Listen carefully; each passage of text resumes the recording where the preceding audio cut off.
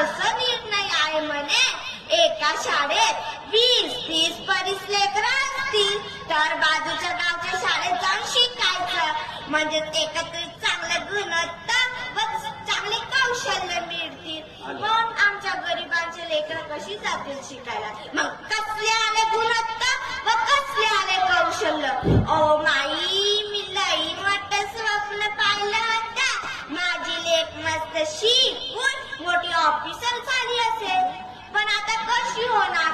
हिचा बाप काय तिकडे धाडायचं नाही. मग आमची गरिबांची लेकरं राहिले निरक्षर. ते श्रीमंताचे लेकरं मस्त शिकून मोठे ऑफिसर होणार. हा सरकार त्या बुडग्याला शिकवते. मला सांगा, ते बुडगे कुठं चंद्रा